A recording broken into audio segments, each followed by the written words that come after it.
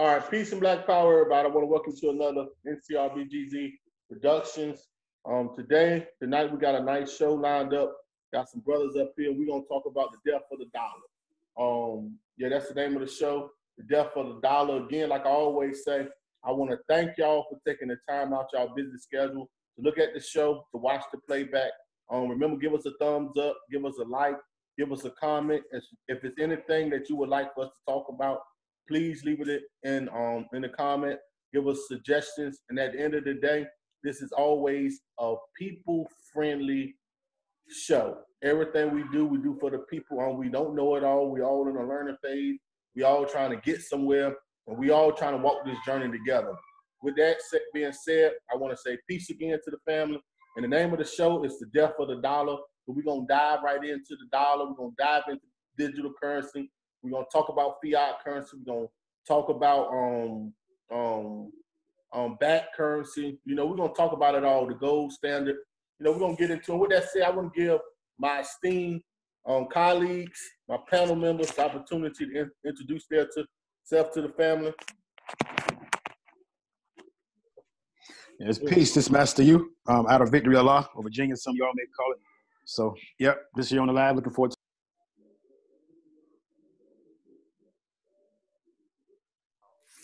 Peace, this is True Bone. Just about to drop some science. Yeah, I mean, if y'all don't know, if there's some information, I don't know, I guess the brother here will let me know. All right, so peace, right back to the family. It's your brother in the back, Kafreye Amon, out of Philadelphia.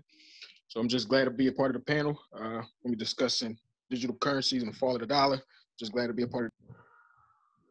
All right, with that, man, I thank y'all brothers for taking the time out to even be here, man, because, everybody has a busy schedule.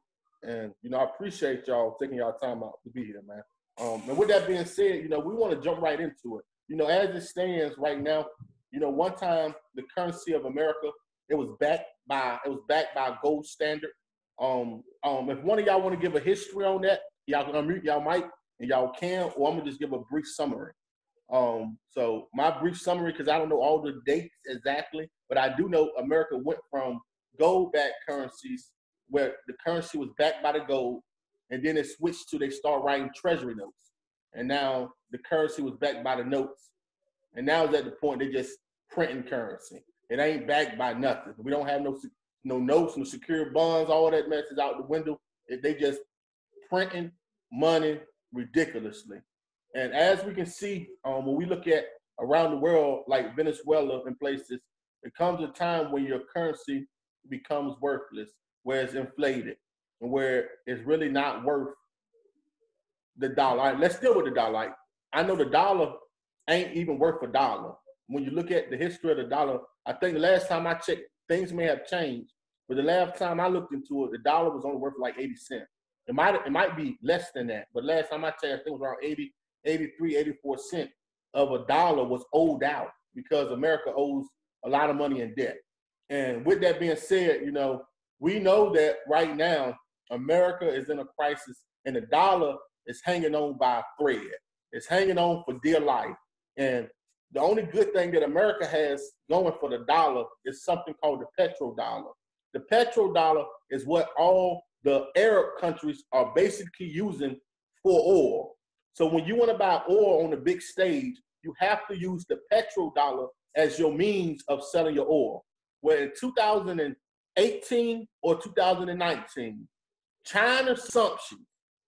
So now China consumes more oil than the United States consume with oil. Now, this is where a big problem is coming at that we don't understand, and I don't want to get sidetracked when I get into this, but we don't understand the dynamic between China and the United States, why these trade wars is going on. China is telling Saudi Arabia, Iraq, Iran that they don't want to purchase oil no more using the petrodollar.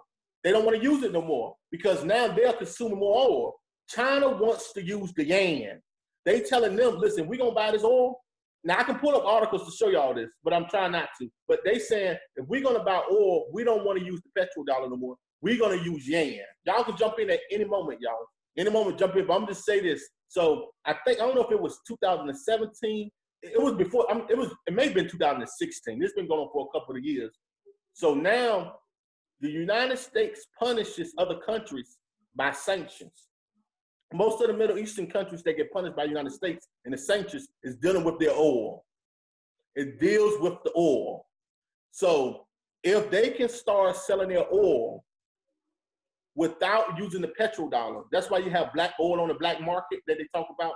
But if they can start selling their oil to China in the form of yen to go around the petrodollar, the sanctions that they have on these countries, they can find a way to get through with the oil. But what that really would do is the dollar is going to collapse overnight. Whenever this happens, that's the only thing that's keeping this dollar irrelevant throughout the world. But the main thing that's keeping the dollar relevant is that all oil is being sold through the petrodollar. Once the petrodollar stops being used for oil, it's a wrap. And with that, I'm gonna be quiet and give everybody a chance to jump in. I got a lot of stuff on this to talk about. Okay, this here, Master You, I might be jumping around a little bit, man, but definitely an interesting topic. But you know, the whole thing with money, what make the dollar, whether it be great or bad, is people belief in it. You know what I'm saying? Any currency becomes, you know, the power is in, like, you believe in it. You know, gold in and of itself is very valuable. So is, you know, silver and precious metals. But if people didn't believe in that anymore, then it would pretty much like lose its value. And what makes and I can't remember who the president was. I think you said it, Stewart, when he took us off the gold standard. And so now, you know, pretty much any money that you have exists in air. All somebody got to do is give you one too many zeros and one less zero.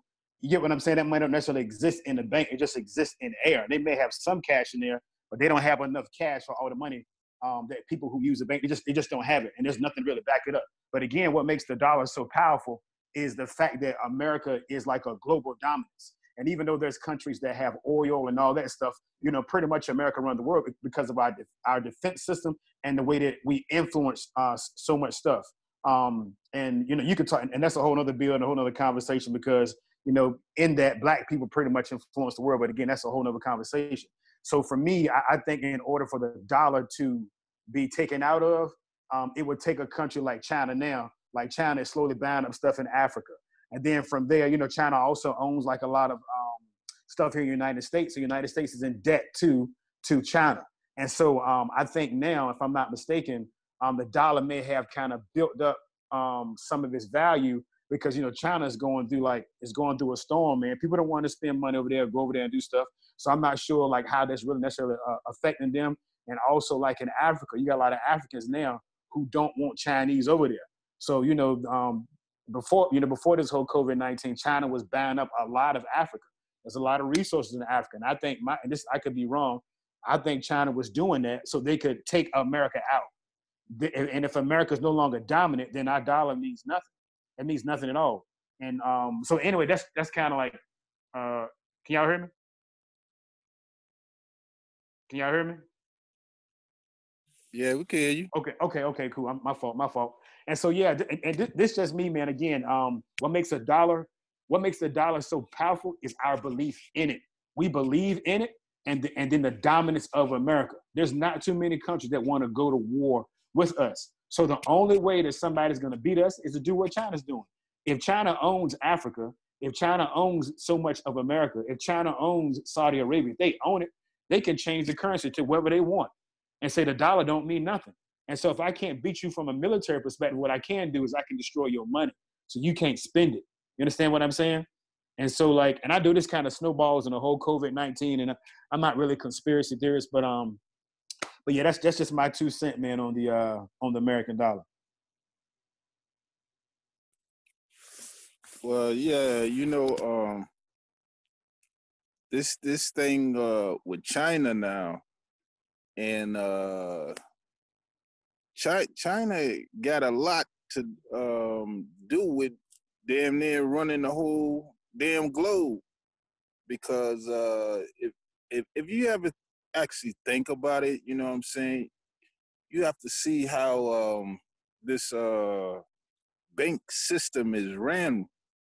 And for one time we knew, you know what I'm saying, that dollar was backed up by gold. And like if you look at a lot of the banking systems, they have a lot of gold in their banks. So you got to look at what country has the most gold in their banks. You know what I'm saying? And whoever has the most gold in their bank, mess around, they're going to be running the whole world. Because you know our U.S. dollar is falling. So once it get to its lowest possibility, because, you know, they print out so much money. So from the time they print out all that money, you know what I'm saying, that's going to be the fall of our dollar. And if they keep printing it, you know what I'm saying, it's definitely going to go out of existence, and our new currency have to come into existence, which is the digital currency. But you know, getting back to this ruling thing, you know, China got a lot of gold they stacking up on, and that's why China have a lot to deal with, a lot of power right now. I don't know if people actually realize that or not, but you know, for them buying up so much gold, and then you got a lot of other countries starting to buy up gold and stuff too, because our U.S. dollar is falling. And once our U.S. dollars fall, you know what I'm saying, all the other banking systems gonna fall right behind it. You know, so that's my basic thing on that currency thing.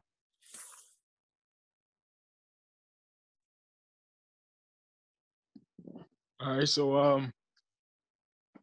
basically, my perspective is that, you know, it's going to be many currencies, many worldwide currencies that's going to collapse.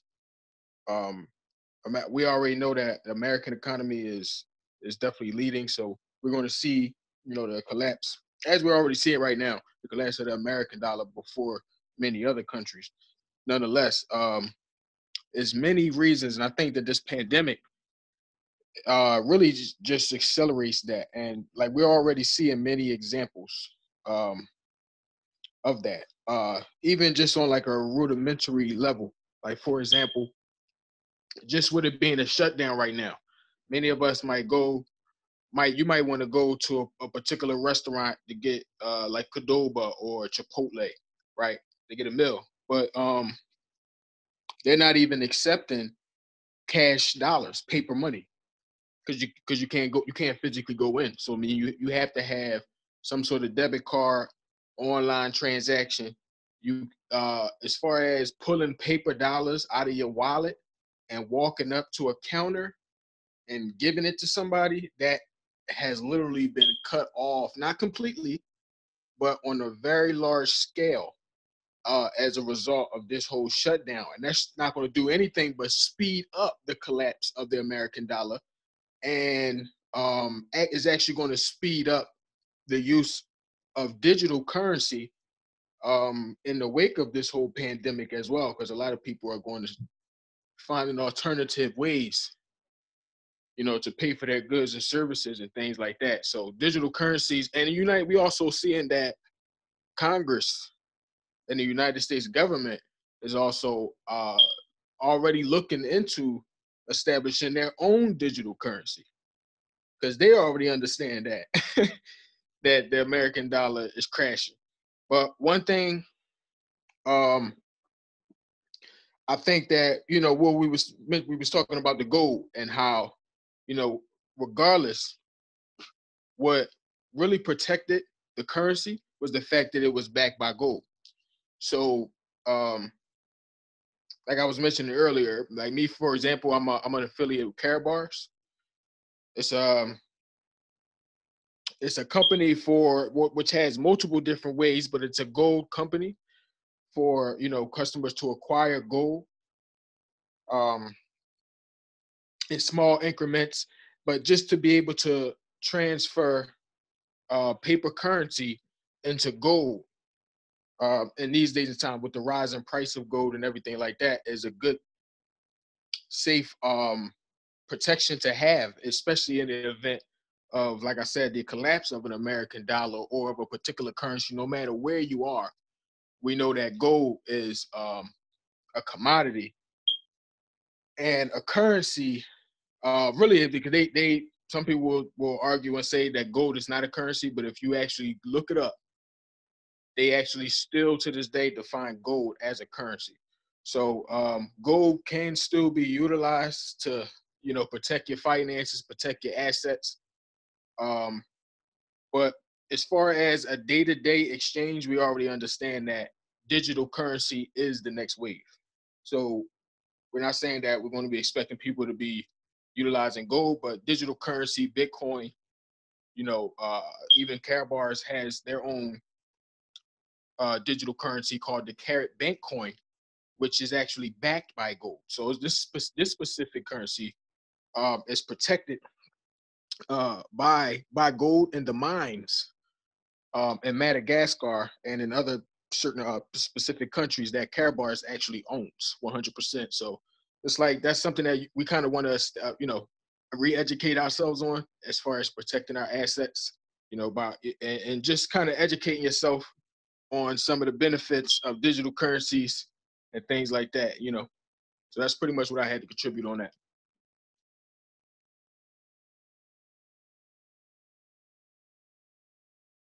Yeah, that's peace. And all y'all brothers hit it right on the head, man. And I've been dealing with Bitcoin since 2010. I've been dealing with digital currency since 2010. So I jumped on the wave a long time ago when I first heard about currency that cannot be manipulated by nobody. It's decentralized. And before I get on Bitcoin or digital currency, I want to go back. I'm gonna share my screen because I want to show y'all a couple of things, man. I want to show y'all this whole China thing. So I'm gonna try to tie this all in. So y'all, give me a second. I'm gonna share my screen on my phone. So y'all, let me because I got some stuff I want y'all to see, man. It was actually 2016 when China surpassed the United States in the consumption of oil, and we can go back into the timeline to see when did United States and China start having these trade wars. There's a lot with all this that's going on. So let me share. Let me see. All right. I'm gonna share my screen, y'all. So I call myself pulling this stuff up so I can make it real fast. All right. For one, we got to talk about the national debt of the United States. Everybody know United States is in a massive amount of debt. All right. Well, this right here talks about China. It overtook United States as the world's top crude importer. This was in 2016 when they overtook them. And, so that deals with them not wanting oil and the petrol dollar no more. I'm not going to read this. I just wanted y'all to see there's articles on it. They overtook, this was in 2016. Like around 2015 to 16, they were going back and forth with each other. Like United States would be ahead and China would pass. United States. But finally, China overtook United States, and it ain't no coming back. Like United States because United States started, I think they started creating their own type of crude oil with the, what is it called, with the corn? I forgot the type they started. So they stopped depending on importing it from as much and started making it kind of more close at home. But they overtook them in that, right? So this was in 2016 now, right? Now, we all know United States is in debt. We all know this. And we all know that China owns a lot of United States debt. Here we go. Now, Japan owns the most of United States debt. Japan is 1.27 trillion. 1.27 trillion of United States debt is owned by Japan. We're looking to see who owns the second and most of the debt. It's China. China owns 1.09 trillion% of United States debt is owed to China. So you got China. We owe them a lot of money. China also has surpassed them in the oil thing. China also is telling these countries. That's why Russia and China started banking with each other. And Russia has a bank in China where they're backing each other with gold. Also, who is leading when it comes to digital currency? China. China has more exchanges. China and Japan has more digital exchanges than any country. China and Japan. right? So you got they leading in digital currencies. They consuming the most oil, and China owns the second highest amount of our debt, right? So I'm just get out of that. There was one more thing I wanted to show y'all, and then I'm gonna stop sharing my screen. It's the debt, it's the oil, and also the last thing I wanted to show y'all is United States. They were selling digital currency, and United States confiscated their bitcoins.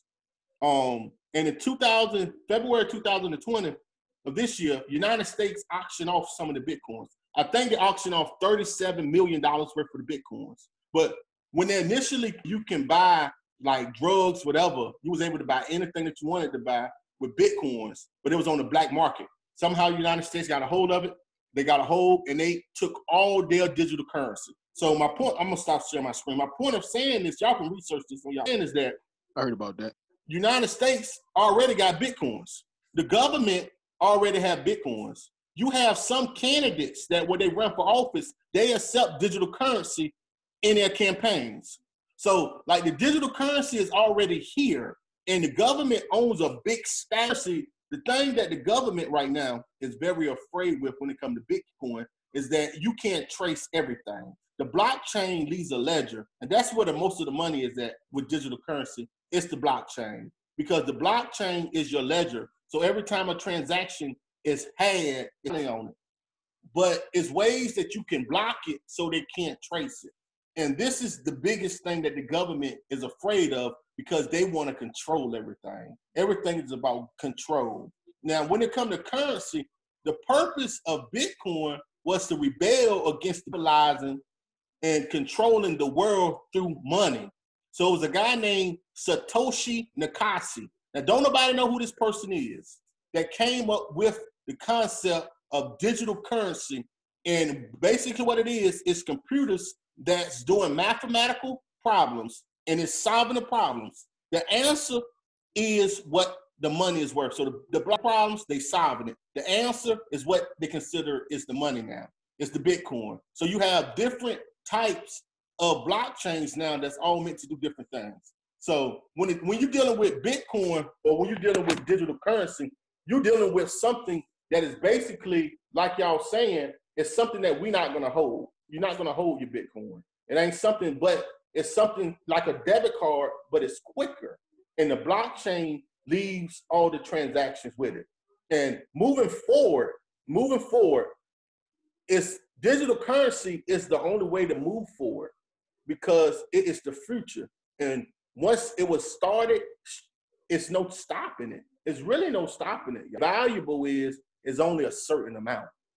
That's what makes it valuable, because it's only going to be a certain amount, and at a certain time, there are not going to be no more Bitcoins. It's going through phases. And once, I forgot the total amount, I think it was like 24 million, 36 million, somewhere around that range. But once it reaches peak, it's not going to make any more. And that's what makes it valuable, because it's the original blockchain. Now, everything else that comes after that is off of blockchain, but it's still off the original. Karatbar is doing, I think, is genius, because Karatbar has came up with their coin and they're backing it by gold, by the Karatbar gold. And I think that is genius. I think it's very good, because it's genius to me, because now it's being backed by gold.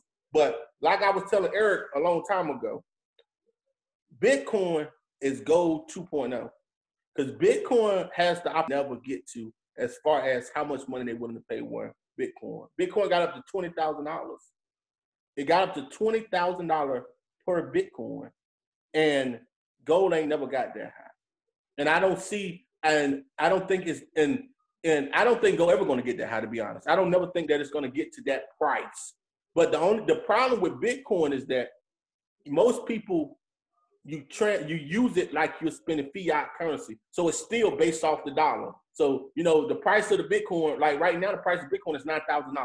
That's how much it is right now, $9,000. I think it really has to change to get away from the dollar, because if not, it's still based off on the dollar. And but I do know that you got Litecoin and you got Ethereum. Ethereum is another form of digital currency that is on the blockchain, but it made its own blockchain, and that's why Ethereum is the second highest on cryptocurrency right now as far as price-wise. and it has children that came after Ethereum, just like Bitcoin is the parent and got well. And that's why they the highest too right now as far as the digital currency. But you know, man, y'all can jump in here. Don't let me just talk. I know. Man. Look, y'all jump in here. I know. Look, now the only thing I completely agree with you on what you said. The only thing is I just think that like if we that Bitcoin is still tied to the American dollar. So if I want to cash my Bitcoin out, what they're going to hand to me is some American paper dollars. What I'm trying to say the goal, regardless of whether cap bars or not, what we want to get to the point is that, you know, Bitcoin is backed by blockchain. Your value is protected by that. But ultimately, when we cash it out, we want to be able to get physical value, our protection, and the foundation of the protection of our assets. On top of that, I think that like I said, the way that we exchange our value and our assets is not going to be by way of the digital currency, preferably Bitcoin, like you said. I just think that, you know, if Bitcoin can develop a way where the standard of cashing out is, if I didn't have one Bitcoin and I wanted to cash that one Bitcoin out, I would get $20,000 worth of gold. That's the fact. That's the reality. The reason why that's not happening, like we said today, Richard Nixon signed and basically said that they're no longer going to exchange American dollars for the price of $35. So I can get an ounce of gold for 35 pieces of paper. Right? They changed that. He stopped that whole thing. So I'm basically, if we just get away from, you know, the standards that they pretty much established all over the world, which got everybody conducting business in this way. Once we get away from that and kind of just go back to physical substances as being the value, then I think that would strengthen the value of Bitcoin even more so, to the point where even it is not so volatile. That's why I say, because when we're dealing with the markets, we want to make sure that we're investing our money into currency, digital currencies, and different things that have the least amount of changing at a rapid pace, you know, out of our interest. You see what I'm saying? So we don't want Bitcoin to go up to, you know, $20,000 one day and then it's $10,000 the next day based off of other factors like the American dollar. If it was backed by gold, factors like that would kind of be minimized a little bit more, especially, you know, and if other currencies around, it's not just about the American dollar, if other currencies around the world as well had their currencies backed by actual physical substance, gold, then I think that when we're dealing in the digital markets, we're so volatile. That's pretty much, you know, what I want to contribute on that.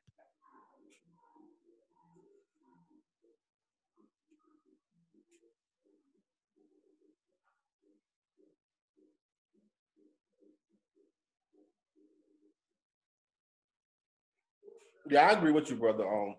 I agree with you wholeheartedly. So yeah, I mean, that's pretty much it. We pretty much all know that that's what it is. Now, what I wanted to ask y'all, what's some of the other currency that value is nowhere? So that's potential, but that's not, you know, right now. So what are some of the other currencies, and what are some of the other ways as far as capitalizing on digital currency? I can talk about that. Yeah, we can talk about. I think True Boy want to say something. I'm gonna add something in after you finish. Go ahead, True Boy. Yeah, my thing when it comes down to like you were saying, you don't think gold will reach the same peak as Bitcoin. I kind of disagree with that there, you know, because you got to look at it, you know, thing like that. And the thing with our U.S. dollar by falling, you know, I don't know if y'all really actually realize it or not, but Bitcoin is just like the U.S. dollar. Actually, it's going off by the people's faith. And if the people don't have the faith in it, you know what I'm saying, to purchase it, then, you know what I'm saying, Bitcoin will lose its value.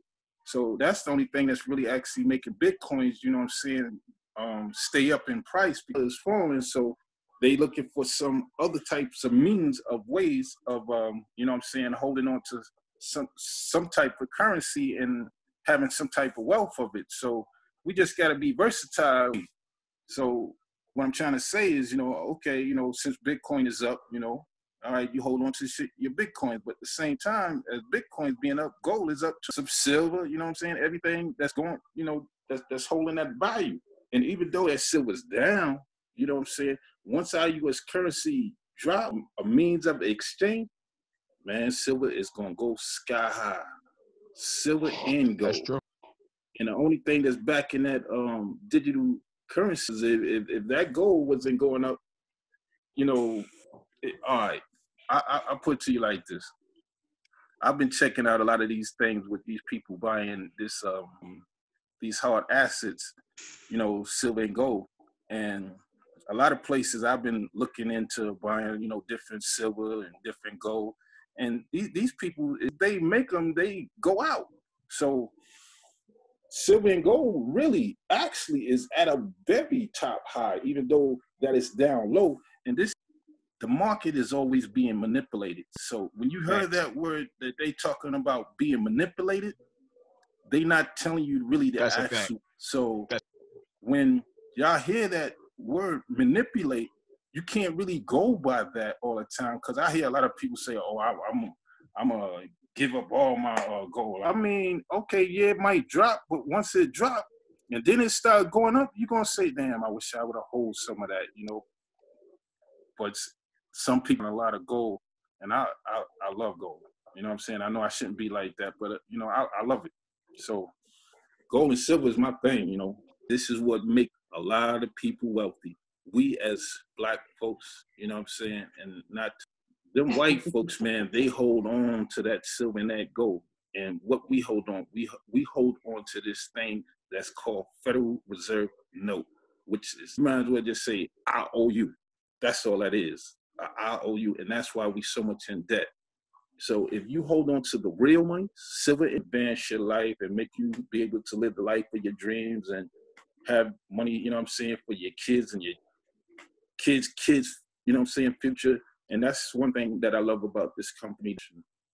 And this guy here, Harold Sykes, he did the best thing in the world for us as low-class people. I ain't gonna say poor, but low-class people.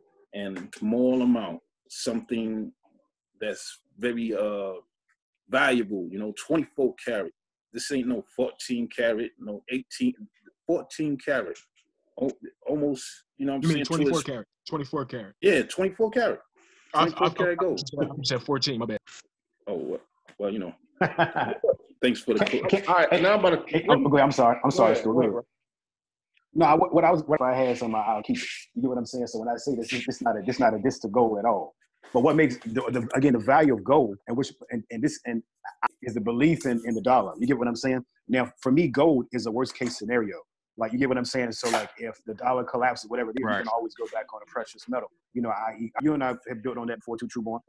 But as long as America stands and the dollar does what it does, I mean, I would say have gold, but gold to me is like if everything collapsed, you know, gold. That's really right. Have gold. And you know, and one thing with gold, if you're walking around with gold, if somebody steal it, it's gone.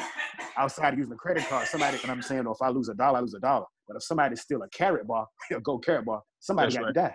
That's $1,000. I'm ahead of benefits. There's benefits on both sides. Yeah. So I mean, y'all understand and get it. But for me, like with gold, it's hard to walk around and take gold to someone. Like trust it to a bank. I don't want to trust it. I don't want to trust that precious metal for that. So you would have to take your gold and pretty much hold it and don't steal it. Again, don't get me wrong. Like if I had gold, I would keep it. And I know I go to one of those shops and I can get, you know, money off. I can get cash off of the gold. I know I can do that. And with that being said, as long as you have stuff like cryptocurrency, you got the dollar, et cetera, I think it's people don't have no need to use it. I don't have a need to use it because they have other ways of spending money, other ways of doing things. I don't have to get what I'm saying. They can have that money that exists in space, and that has so many downfalls. I understand. But yeah, man. So like for me, I would give it away. Like if Stuart want to come and give me some of that gold, I thought I saw him drop down or take it. You feel me? I ain't gonna turn it down. But anyway, I see the benefits on both sides, man. Hey, look, hold on. Right. I'm gonna throw a monkey wrench in here real fast. Y'all know me. I like to throw. I told y'all earlier, Bitcoin is Gold 2.0. And when y'all talking about manipulation of the market, the purpose of Bitcoin is so it can't be manipulated. The market is driven by the people. It's driven by the people. Like Trueborn said, it's the trust in the Bitcoin by the people that drives the market. Actually, to be real with y'all, Bitcoin is not going to be the best thing to use as the exchange of money because it's only a certain amount of Bitcoin. Bitcoin can be what the other types of coins prices can be based off of. Because Bitcoin, I told you, it's only like 24 million. So like with 24 million, it's a certain amount. You got too many people. But what Bitcoin is meant to be is the standard, so the children coins can be based off that price, so they can have their own type of pricing. So that's why I said it's digital currency. I said Bitcoin is Gold 2.0. Go ahead. Keep throwing them, because I hear it. I got something for that too. I got something for it too, man, because I feel like Stuart. Watch it. Hold on. Let me finish. Okay. There's no need for gold no more. They're moving into a digital age. Right now, they have something called smart contracts, right? So with the contracts, like when you buy your house, you know, you get a contract, right? Well, right now with these smart contracts, they put it on the blockchain. I told y'all earlier, the blockchain is where the meat and potatoes at. Because right now, when you buy a car, they can give you a smart contract on the blockchain where you actually don't have to have the paper contract, but the blockchain keeps your record of your contract. We can talk about That's Bitcoin, we can talk about Ethereum, but you can talk about whatever you want to talk about. But I'm telling y'all, the purpose is rid of fiat currency in general. So fiat is the first currency to go, which is the dollar. It's gonna all fiat currency, and I'm gonna tell y'all, there's no need for gold no more, because we're like Master, you said, you're not gonna be walking around with a brick of gold in your pocket or in your. We're in a digital age, and when you move into a digital age, you have to have digital currency. You can't use old currency in a digital age, because digitally that means we are buying stuff on old for your product that you're going to send me. Just actually think about this now. If you're, because we're right now, we buy stuff on the internet. So you buy stuff from China. You buy stuff from Europe. Well, I'm in North Carolina, and I'm buying products from people in New York. So how am I going to pay them with the gold? For one, you have to get the right amount of gold, for one. So I know what you're going to talk, or you have the gold, but the gold will have to be exchanged into something to use. That's my point of what I'm getting at. You're not going to be able to spend the gold unless the gold has something that you can turn it into. I can give you this gold, and you're going to give me something back in exchange that I can pay people with. That's the only way. But you can't take on Europe for products that they're sending you digitally. That's a fact. And in a digital world, you have to have digital currency. And now that's the only That's problem. why. Now check it. That's where me and my brother. If the power go out, your gold. That's where me and my brother Trueborn are trying to come in at, because we're not disagreeing with what y'all saying. We understand that you can for commercial commodities in this day and time, 2020. It's not enough of it. It's not reasonable to use that. So yeah, we completely agree. But that's why we're saying that we need to have digital currencies backed by gold, because like you spoke about, is actually digital currencies are still liable to be manipulated in a kind of like a peripheral manner. Not right now, not directly. You cannot manipulate Bitcoin. We agree with that. But if, let's say, for example, the United States, who has the power to place sanctions on certain countries. Sanctions is basically America's allies and enemies around the world. Hey, if you sell this country anything, we're going to place a sanction on you.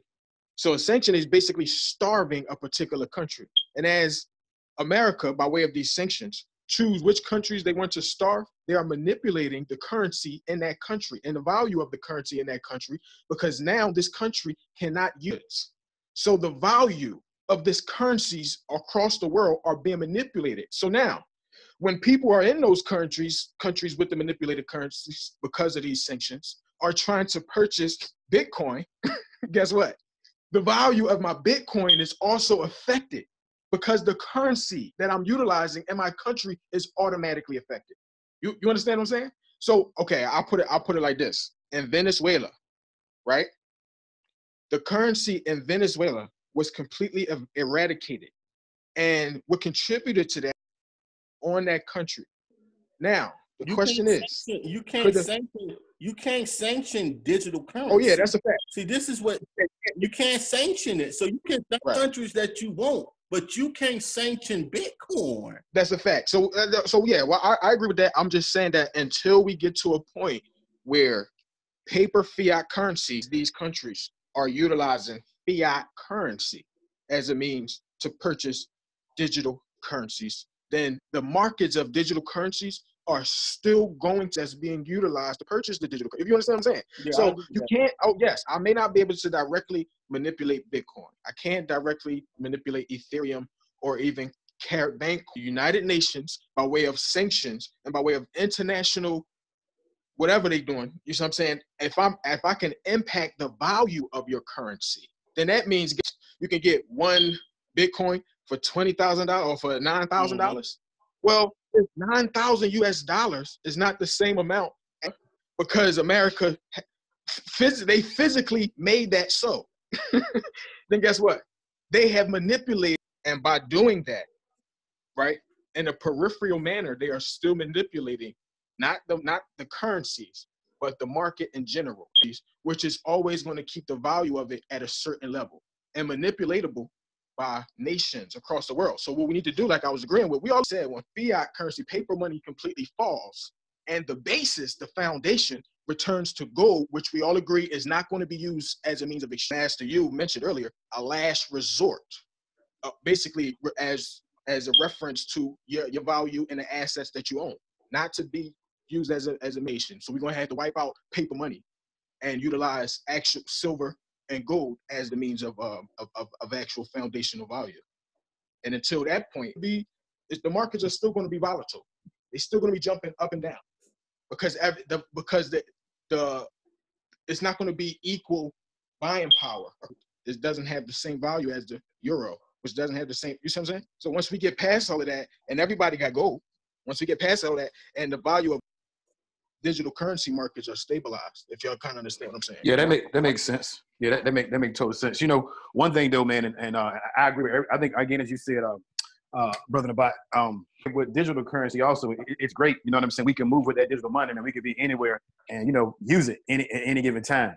The only thing I would say about crypto, control everything. I mean, and they just are. And I guarantee you, man, there ain't no way in the world like a powerhouse United States. They don't have some people sitting back in some dark rooms. And the only way to cut that out, you have to pretty much come up with a plan like China, which I saw a long time ago, was to buy up other countries. And when you own other countries to go to war with you. But if you go to war with me, that don't mean I have to give you anything. You get what I'm saying? So like, yeah, I just don't see nobody taking anything from the U.S. Yeah, I'm talking about poisoning everybody over here, man. I just don't see. The United States got too many devils, man. And they got devils in other countries that do devilish things for them. And so I think they could control cryptocurrency. In a way.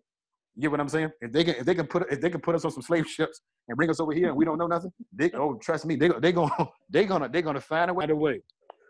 Hey, I would tell y'all what the first thing something they did do was they got the SEC involved. The Stocks Exchange Commission, SEC, they got that involved when Bitcoin got up to 20,000. They got that involved, and it really stopped Bitcoin, man. That you can slow it down, but it's gonna keep on chirping.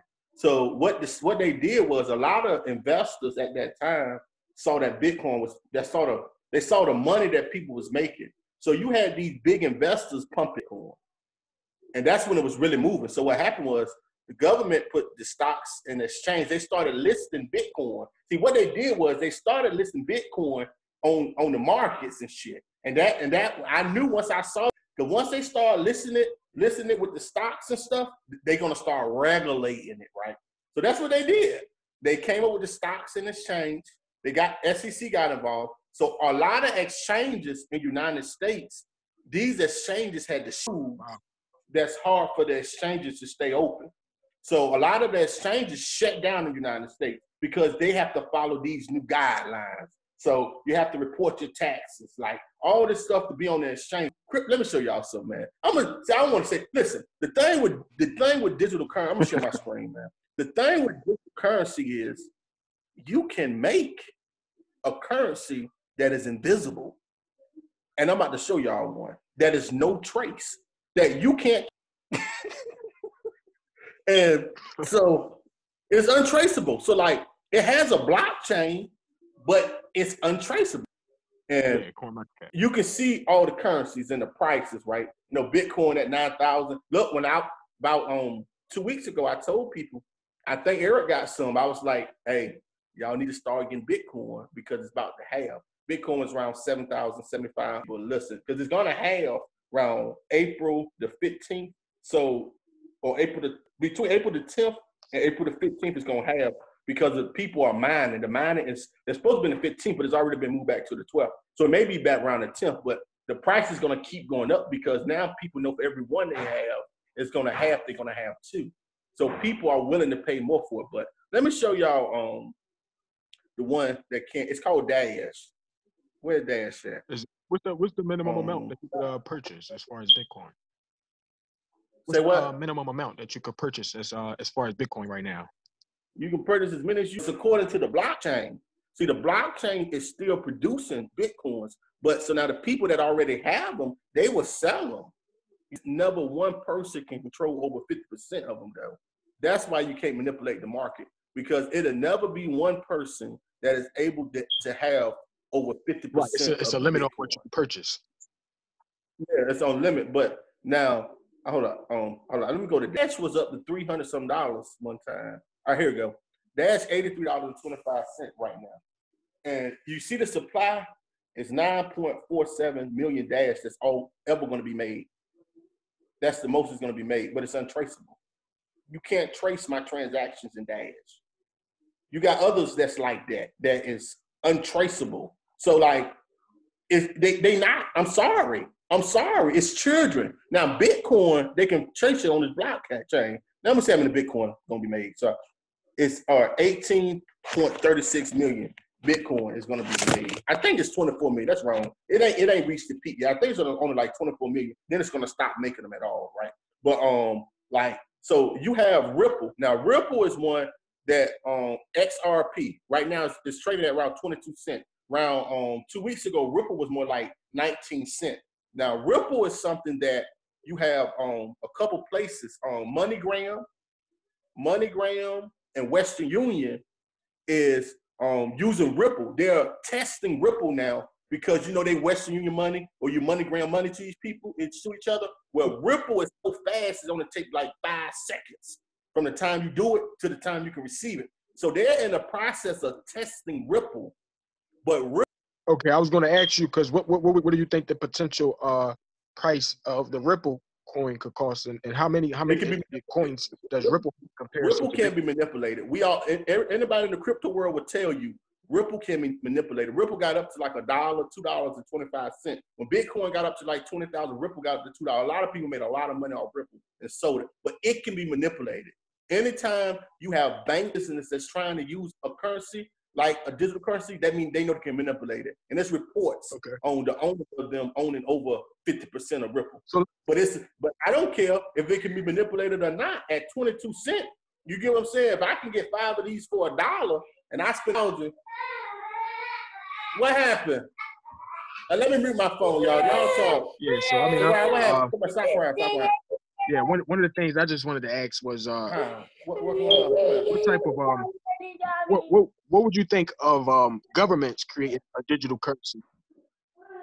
The difference would that be from average individual who creates a digital currency? That digital currencies in general can be manipulated. Are we saying that Ripple was manipulated again, like I was speaking earlier, in a third party way, or like people on the outside kind of manipulating the currencies that's purchased in Ripple, or the processes? Because you were saying, like, Westy, you was mentioning transaction charges.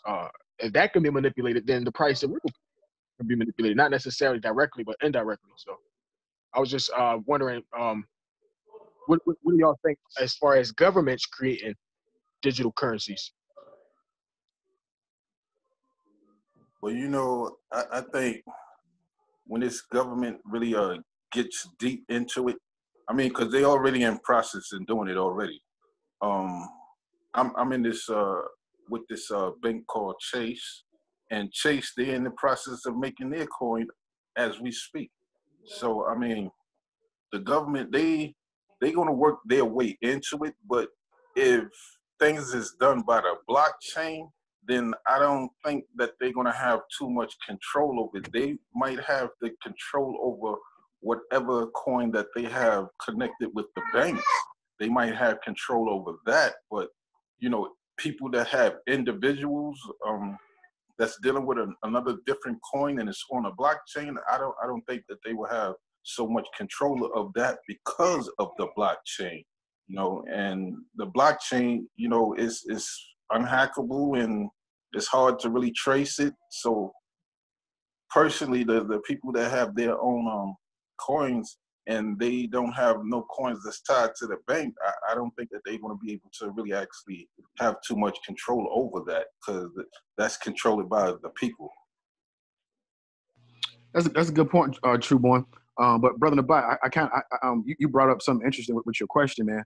I don't know too much really. I know a little bit about cryptocurrency, but probably not as much at the level of what you brothers know. But you kind of got me thinking. And the True Born, you kind of alluded to this also. If the government did do something, if they created their own cryptocurrency and they said that they would not, if the government said that if United States government said that you can't do business in the United States without accepting our currency, like the same way, when there was gold, when gold was a standard, you go anywhere in the world, as long as people sell gold, you're good. You get what I'm saying? And with the American dollar, I go anywhere pretty much in the world and use it. But I can't use the yen in America. I have to go to a place. I got to get it exchanged. So what if like a government pretty much said, like, and I'm piggybacking on what Brother Nabai said, if the government was like, look, that cryptocurrency will not be used nowhere in the United States. You have to use our currency. And if they created their own cryptocurrency, would that make all the other cryptocurrencies obsolete? And let's just say every country began to regulate their own form of, like they do now, like we have fiat now. So America has their own cryptocurrency. This is called the dollar. And, Japan, whatever, had the yen. Europe had one called the euro. But these were all cryptocurrencies. It makes sense what I'm saying. Then what would happen to like Ripple and all the other stuff? Would they pretty much lose their value? And I ask because I really don't know. No, that's a fact. One thing I say that we have been seeing a little bit of difficulty is getting Bitcoin approved in multiple states in America as being able to be used as a currency, even though they will allow you, like, let's say, for example, they'll allow you to go to a currency, any currency exchange in America. They got thousands of them across the country. You can go to any currency exchange and you can transfer your currency, one currency into another. But can I go to a currency exchange and take any digital currency, whether Bitcoin, Carrot, Bankcoin, or whatever? Can I exchange that at a government currency exchange? They got a lot of pushback. Like I know in Amsterdam and in certain places they have approved it, where you can go inside a coffee shop and use Bitcoin, which is good. But that's a great question that you ask. Is how likely is it that governments around the world will kind of centralize on a certain number of these particular digital currencies, so that the value of any of them can rise up to a substantial amount. You see what I'm saying? Because like you said, Bitcoin could be good now, but if certain countries decide, hey, we're not going to respect Bitcoin, we're going to establish our own, that could literally cause a whole conflict of interest in the digital currency market. And this is why I said that as long as the fee, and this is why the whole thing has to go back to the whole fiat currency, the paper money thing. Once that is eradicated and the foundation of value is simply digital currency to gold or whatever the world agrees on. It seems as though the world has been agreeing that the foundation currency in human history has been gold. So we either going to change that, you see what I'm saying, or we're going to stay with that. But as far as the fiat currency and as far as allowing governments to manipulate people's spending and commerce, is always going to be manipulatable in that way, and it's going to have a adverse effect. Also, I want to say that one of the things that we got to keep in mind now is the fact that we as American citizens, we are the foundation currency of America. You see what I'm saying? Think about it. You got a Social Security card, and you are the value that America utilizes. Is you basically are the spending power. When they sit at the world table, and they bargain for this and that, they're bargaining with you.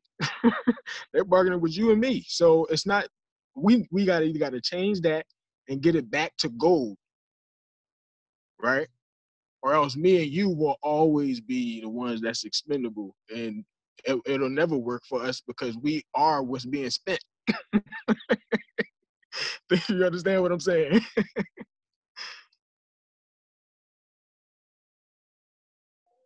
The smart people in digital currency, the smart ones, they keep their stuff offline. So the smart ones, you don't know what they got because it's not online. And when it's not online, it's untraceable. That's the smart ones. But the problem with that is, and I know you have a lot of people that have Bitcoin that's not online.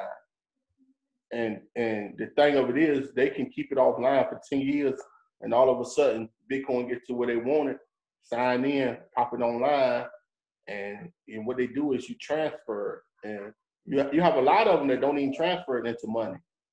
Like I have currencies and digital currencies, and some of it never get used for money. Like I invest in the cheaper ones. You know what I'm saying? Because you can buy currencies now. You got some currencies that's not even a penny.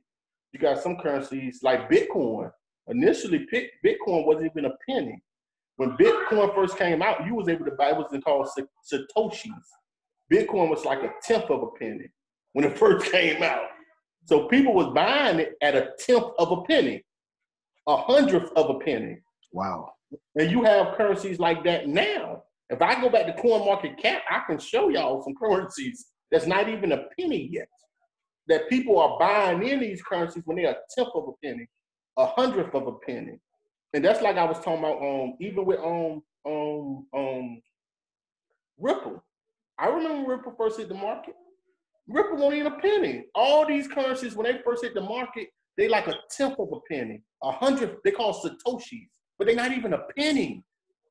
And you see them grow. So if you get in and buy 1,000 or something, that's a hundredth of a penny.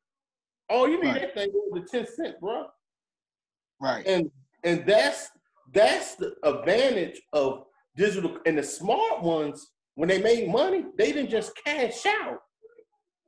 Because you have to understand. Listen, they got one currency called I can't forget it. But it's something you use on YouTube, right?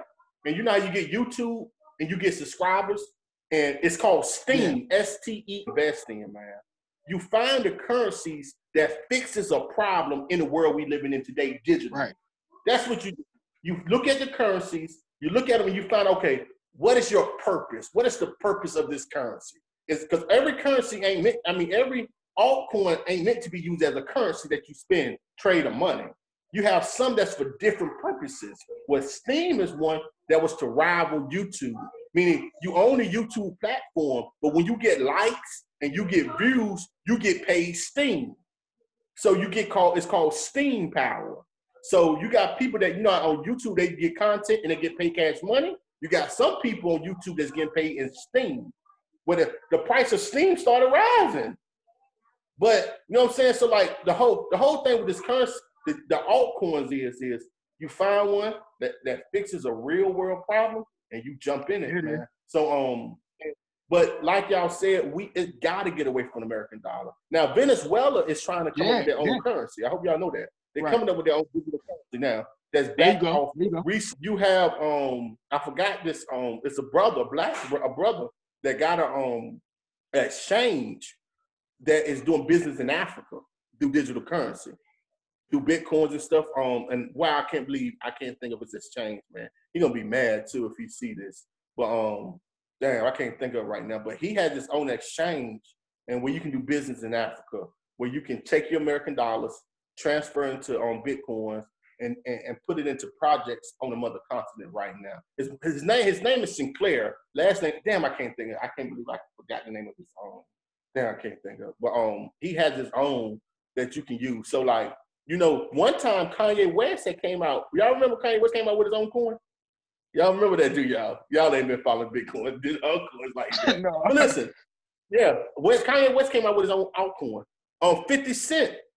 50 Cent was using you was able to buy 50 Cent last album with Bitcoins. You know, 50 Cent into digital currency. It kind of got a coin too. Yeah, the thing with digital currency is we can make our own. See, that's the thing. We as black people can make an Afro coin. Why can't we do that? That's what I'm saying. That's what we need. We need to create our own. Yo, that's a great idea. I'm glad you just brought that up.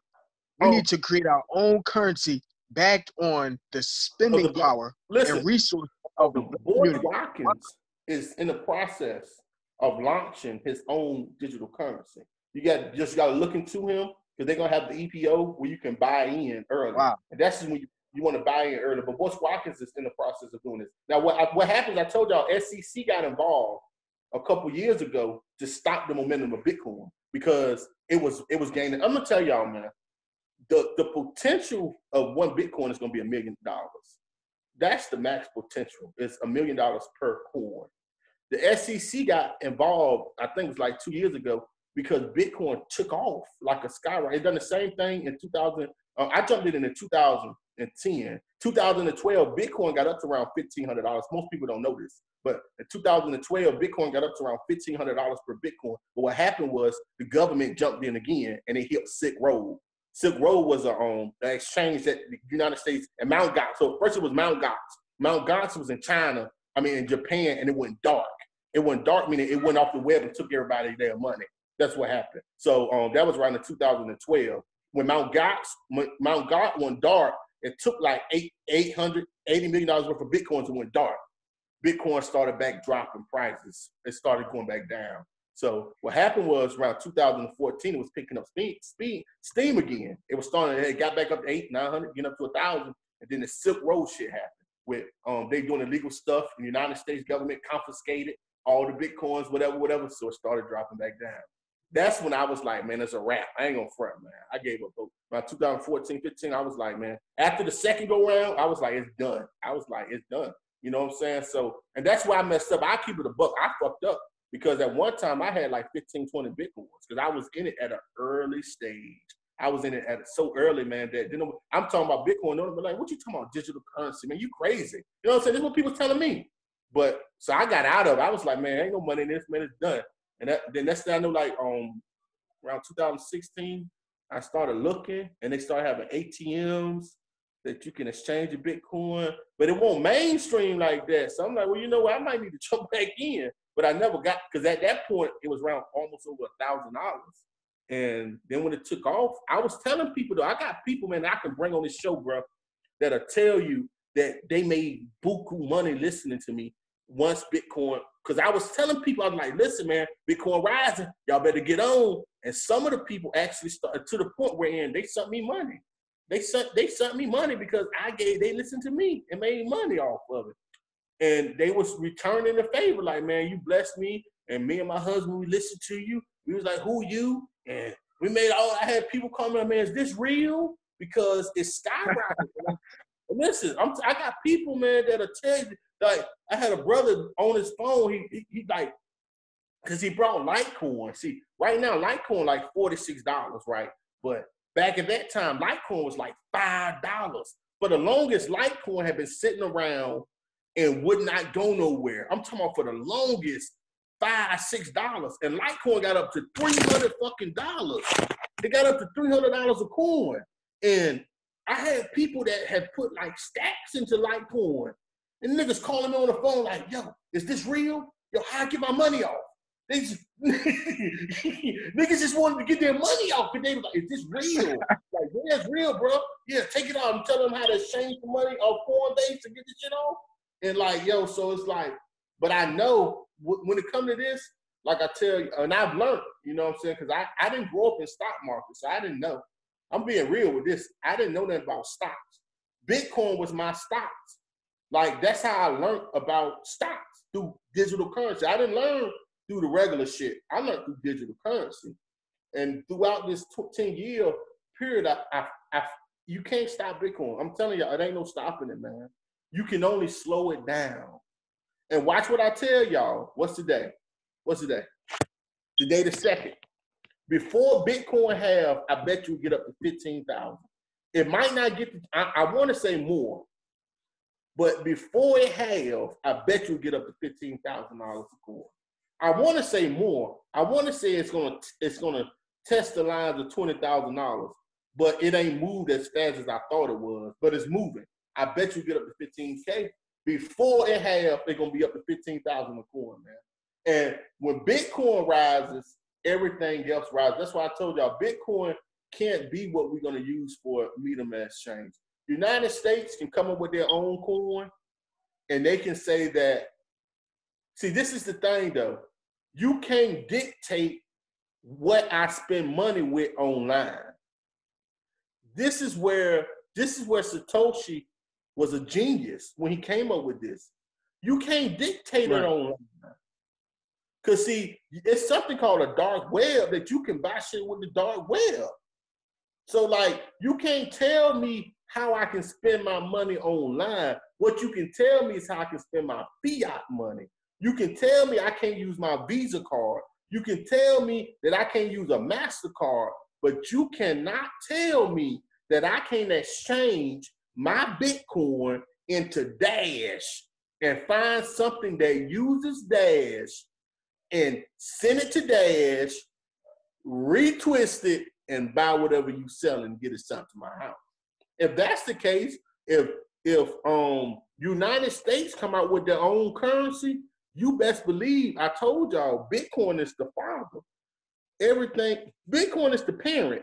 No matter what kind of currency you make, Bitcoin is going to be the parent. So as long as anybody using any type of currency, Bitcoin is the standard.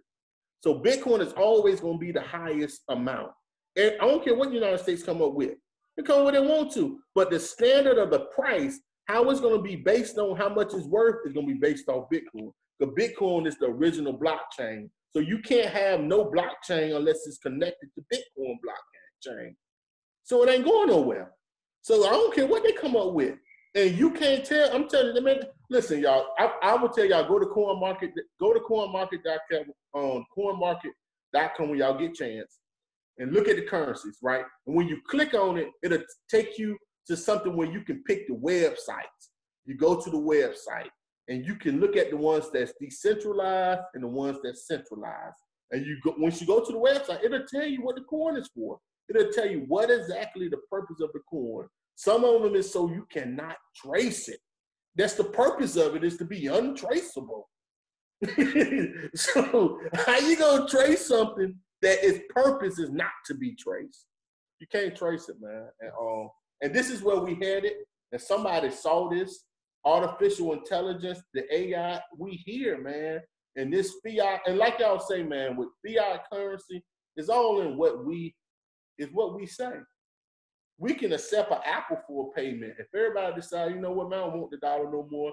Listen, Eric, you know what, Eric, you got silver. You know what, Nabat, you got pairs. You get what I'm saying? Master, you work on cars. You know what I'm saying? Me, I build websites, right? So if we do business with one another and whatever we willing, y'all know the barter system, how they, you know what I'm saying? But whatever we willing to accept for our service in return is currency. Right. At the end of the day, whatever we willing to accept.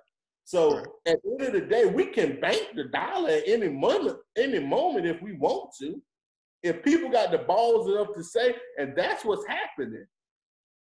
That's what's happening, and that's why this stuff with China going on.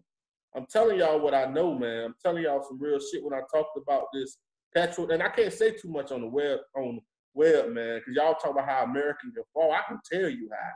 It's a two-part equation. It has to be something on the continent, and there got to be another country willing to understand what's going on and take their shot. It's that simple. It got to be. See, listen.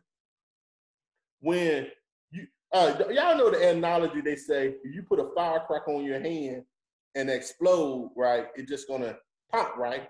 But if you ball your goddamn fists up with that same firecracker and you let that bitch explode, it's probably gonna take your fingers off with it, right? America has to explode from within. That's right. But the only way, but once it started exploding from within, that ain't enough. You got to have another country that see, this is the opportunity. This is our chance. These niggas is starting. These niggas is fighting. Like on some real shit though. That's how that's the only way it's gonna fall. That's the only way. Ain't no other country gonna be able to go to war with America head on. It ain't happening. I don't care. You can buy you can buy all the land you want. That ain't, listen, America is wicked, bro. Anytime that they killed the Iranian general in Iraq, and only thing Iran do is shoot missiles at Iraq. Right. Yeah. Listen, and then y'all know the story with the general, right? The general was used by the CIA. That's a whole different conversation that people don't even know. That general was a puppet of United States, and he was no longer needed no more because the policy in the Middle East is changing. That's a whole different conversation. But I'm telling y'all, listen, China is barking on something, and that's why this stuff with China is all going on, man. It's dealing with that petrodollar because Russia is with China. They're gonna start telling, look, we don't want the dollar no more. China gonna call this dead end. They're gonna tell you now, we want our money. All to take China and all to take. See, Japan, you ain't got to worry about because Japan, after we done what we done to Japan, they can't have no army. All China got to say is, guess what? We want our money. Give us our gold. I know one thing.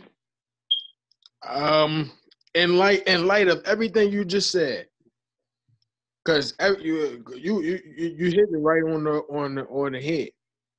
And what you just said, you mentioned Venezuela has also just established a currency based off of all of the resources of that land collectively. I think now check it out. If Africa, the entire continent, and all of its countries truly unified and collectively establish all of its resources as the foundation of value for, like, let's say, for example, the A coin. It's an African coin that I think Akon. Let's say if they was to establish that coin based off of all of the resources of the entire African continent, Bitcoin, please, bruh. Yeah. I'm telling you reality. If that's going to be really, because politics will have to really play a part. External, it's a lot of factors that will really have to play a part. These countries will really have to come together and stop allowing European and Western powers to divide them, as well as Arab powers, because the resources is on the American continent in general. We know oil is definitely one of them, but you got gold, you got all of the resources for the technology that's being used on the African continent. So if they were to establish the digital currency backed by all of that, that would be the most valuable digital currency on the planet. That's just a fact. You see what I'm saying? That's just a fact. So I think that's something that will be very out there. I'm not sure how realistic that would be, but I like I said, I already see that Akon and most African countries is pretty much already heading in that direction. You just, I don't know how complete it's going to be, how powerful it's going to be, but it can definitely rival the value of any other country if they actually came together. Yeah, you know what? And with their reach. what's so sad about all this? Sorry to cut you off, bro. Is the way they got it is in Africa to even send money. Have y'all ever tried to send money to anybody in Africa? Nope. Well, Never have. I'm gonna tell you, I have. Oh, man. Say that one more time. I got a daughter in the Philippines, so I send money to the Philippines. I've been in the military, right? So now I send money to the Philippines, no problem. But when it comes to Africa, I gotta give them my ID. Like, you usually give your ID, but it's so much more red tape just to send money to Africa. And then the people that's receiving the money on Africa, the governments put them through straight hell to even get the money. Like, they want to talk to you on the phone, ask you how you know the person. Like all this shit just to send money, man. So what I'm saying is the world is stifling Africa. It's terrible how they're being stifled to the point wherein digital currency is their only way for like some of them to even receive the funds, like their internet service. Like when I went to Ghana, let me tell you something, man. Like they got SIM cards that you use, and I don't want to get too far off the subject, but they got SIM cards that they use on their phones and stuff like. So when you go over there, you got to get a SIM card. You put the SIM card in your phone. That's the only way you can get service. But they don't have internet like we have over there. They're not letting them get this shit like we got, man. They overcharging them just for regular internet. Like, yo, it's crazy. It's crazy the way they treating them on. Now, South Africa is getting better, but that's because the white people own South Africa, man. It is what it is. Like, I mean, you have the brother over there with the red party. I can't think of his name right now. Not Mandela, but who? Julian. Yeah, Julia. Yeah. You have the brother over there that's like, yo, let's take our shit back. You know what I'm saying? But other than that, like they stifling growth over there. They hindering them. They like in Ghana, 97% of all the diamond revenue, all 97% of all the revenue of diamonds goes to France. Ghana only gets 3% of their own revenue off their own diamonds. That's a fact. Off their gold, off the gold. This is the evil shit that we dealing with. And this is absolutely. It's like, how can y'all leaders have? So I went over there like, how can y'all leaders have set up a deal that 97% of all your gold, and then you find out, nigga, it's so much gold over there. That little shit they getting ain't nothing. What you find out, that little 97% they think they getting, that ain't nothing. Man, gold everywhere. But you know what, Stuart? I think people like France and China go to Africa and pretty much rape it. You know what I'm saying? There's a women on the line, so I don't think that's disrespecting anyone. Pretty much they rape it, man. I think why Africa don't fight back, and I think it's the same reason too why black people don't fight back a lot of times in the face of oppression, man. I think a lot of it has to do with like religion, and then another part of it is also what kind. You know what I'm saying? And that's no disrespect to anybody's religion, but also on top of that, man, like who gonna help Africa out to get into a war? Because America gonna be like, you better get France's money, or we gonna come. You better get all of us our stuff. You get what I'm saying? And so Africa left like, okay, we got all these people and people saying a lot of stuff, but ain't nobody really put that work in to help us out. And them Africans sure ain't finna. Them warlords will beef with each other.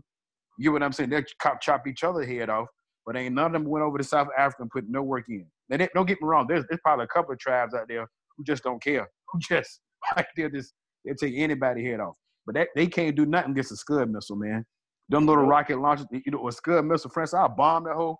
So what are they gonna do? Ghana has no choice, man. And even over here in America, man, like I've always been a fan, man, of Jeff Fort. He was a leader of the Black Peace Stone Nation. Man, don't get me wrong, like I never met him, nothing like that, man. A lot I don't know about him, but like just really, really hearing his story and the stuff that he was doing. And like he unified black people, man. Make sure won't no drugs going on in the neighborhood, none of that stuff. And then eventually he ended up getting locked up in jail for some other things. But you can take his story and you can look at the same thing with somebody like Malcolm X or Martin Luther King Jr. You use Father Law here, and also a lot of great women that did a lot of great things, man. Anytime you have a group of black people who unify, they're gonna wipe it out quick. And so when it comes to us fighting back, man, like history, religion, and no help will have us with our tail between our legs, because we're not gonna beat these people, man, at no war. No matter what we say, yeah, we might beat some little country redneck out in the street, but we ain't finna take down the whole police station. I'm not trying to be funny. I know people. Yeah, you ain't finna beat the whole NYPD. You're not beating all them, bro. You may kill 5 of them, but they finna kill this whole block. Hey, yo, bro. You know what I'm saying? Hey, and look, they getting off. You hit it right over the head, bro. But look, real. I will tell you one thing about Africa, man. They took the warriors, and they know it. The Africans on the continent would tell you. You said they took the warriors? They took the warriors, and they took the brains away from the continent and brought us to America. They would tell you. And the other warriors that was left, a lot of them got massacred because they fought and they got wiped out. But majority of their warriors and the builders was brought to this continent. And that's why we built this country up instead of building Africa. We wonder why Africa is behind. Because the warriors, the builders, the mines, they brought us over here. And you saying we the descendants of the warriors? Not only the warriors, the kings, the builders, the architects, the teachers, that's who we are. And they would tell you this when you go over there, because they don't have a sense of this is ours. They understand that it's ours, but they don't know they don't have the sense of fighting for it's ours. You know what I'm saying? They know it's theirs. They know they have culture. They proud of their culture, but they don't have that sense of protecting their culture. They don't have it because we were the ones that were protecting it. So, but even if we would have stayed there with this beast that we under, you right. With this military dominance, you right. But the one thing that can happen and must happen and is gonna happen over there is they're gonna start overthrowing the governments. The youth are rising. The youth has internet now, so they're able to see YouTube. They see they want what we got. And they're gonna force their leaders. Listen, I'm going back. We talk to the youth. Listen, they're gonna force their leaders to start reneging on on this stuff that's going on, these old contracts. They're gonna force the leaders to renege. And if the leaders don't do what they're supposed to do, they're gonna replace their butts with somebody that's going to. Now it's a rough road, because at the end of the day, when you talk about the warlords, we don't know how they use tribes or they find out that this area got precious metals that they want. I'm gonna tell y'all a quick story. We're gonna get off here, man, because I got this. I don't want to be able to too late, but I'm gonna tell y'all a quick story. Gambia. It's Senegal. Senegal is the diamond mine. Senegal don't have an airport to land into their country. You know that? To get to Senegal, they have an island that the plane would bring you to an island, and you got to get on a speedboat to get to Senegal. Oh, I didn't know that. Wow. But check this out. How do you think they're getting all these diamonds out of Senegal? Because airplanes are landing, private jets are landing, getting these diamond mines flying out, but yet you can't get a commercial plane to land on the island. That's the manipulation that is going on, wherein they have private jets that are land on the country close by the diamond mines and extracting diamonds out. But yet you can't even take a commercial airline into Senegal. You got to get to an island and ride a speedboat to get to the country. That's crazy, man. That's crazy. And what they're doing is they will weaponize or give people guns, go and get rid of people in a certain area because of what is under the soil. So it's a lot of manipulation. It's a lot of corruption with the African leaders. So how do we beat that, Stuart? Like, how do we, if it is, you know, because a piece of me, man, you know, a piece of me feel like, and and Trueborn, and he might be a testament. I know what the lessons and stuff say, but a piece of me kind of feel like, man, that devil ain't going nowhere, brother. Hey, no matter what we do. All right, this is what I'm gonna do. All right, peace and black power, everybody. We want to thank y'all for watching the show. We'll catch y'all the next go round. We thank y'all. We love y'all. Peace.